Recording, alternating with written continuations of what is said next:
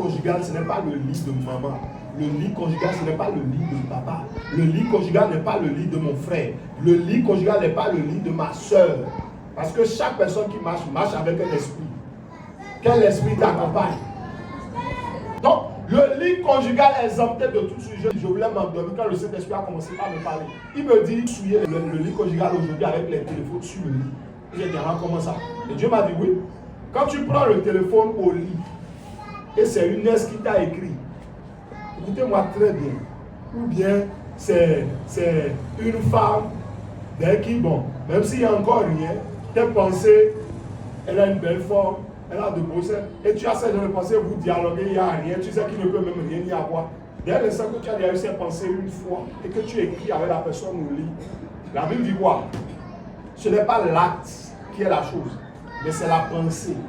Jésus est venu dire, vous dites, c'est quand on a couché qu'il y a adultère. Moi je vous dis, simplement lorsque vous pensez même déjà, vous avez déjà commis l'adultère. Donc aujourd'hui, et ne parlons même pas de ceux qui ont les pornos sur les téléphones et qui sont allongés dans leur lit et qui regardent les pornos. Vous avez souillé le lit. Donc ne pensez pas que souiller le lit conjugal, c'est seulement une histoire de fornication, aller amener une autre femme dans le lit. Non. Deuxième chose, la Bible dit, ce n'est pas tout ce qui entre qui nous souille, mais c'est tout ce qui sort. Deux couples mariés dans le même lit, qui se chamaillent, qui s'insultent, vous êtes déjà souillés. Quand vous êtes souillés, vous vous couchez dans le même lit, vous avez souillé le lit conjugal. Ah. Quand c'est comme ça, vous aurez toujours des problèmes. Pourquoi? Parce que le lit n'est plus pur.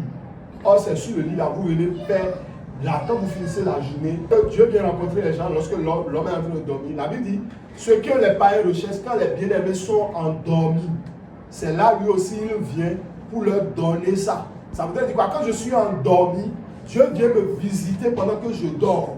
Mais s'il vient que mon lit est souillé, il va repartir. La bénédiction ne descendra pas. C'est pour ça, lorsqu'on souille le lit conjugal avec une autre femme, vous allez demeurer dans cette souillure-là sans qu'aucune bénédiction ne va descendre. Et c'est la même chose. Satan est tellement rusé qu'aujourd'hui, ce n'est pas forcément la femme qui entre, mais avec les disputes, vous avez souillé le lit. Quand Dieu vient, le lit est souillé, il repart. Si tu vivais seul, c'est différent. Tu ne t'es pas disputé avec quelqu'un, tu t'es endormi. Dieu vient te visiter sur tes couches. Toutes les fois où Dieu est venu visiter les gens, c'est sur les couches. Abraham, c'est sur ses couches, il dormait. Et il s'est réveillé, il a dit, ah, Dieu m'a visité ici. Ce lieu devient un lieu très saint. Et l'autre là, Salomon, c'était dans son sommeil. Il y a des bénédictions que Dieu vient avec, c'est pendant la nuit quand vous dormez. C'est pour ça que quand vous n'êtes pas marié, vous forniquez avec un homme, les bénédictions sont retardées, vous bloquez les choses et les choses ne viendront jamais. Vous pensez que le pasteur ne veut pas de votre bien, le pasteur ne vous aime pas, c'est pour ça qu'on vous dit ces choses-là. Ce n'est pas ça. Quand le lit est souillé, quand Dieu vient, la bénédiction vient, on dit cet esprit, j'ai dit ça au début, c'est un esprit saint. Quand il descend, c'est dans la sainteté. Il ne descend pas dans les saletés. Vous comprenez? C'est pour ça que la Bible dit fuyez l'impudicité. Il n'a pas dit lutter, résister, il dit fuyez, fuyez. Pourquoi? Parce que l'impudicité a la capacité de vous empêcher d'accéder aux grandes bénédictions que le ciel a prévues pour vous. Je vais vous dire une vérité. Même nous-mêmes qui sommes serviteurs de Dieu, le plus grand combat des serviteurs de Dieu, c'est le sexe.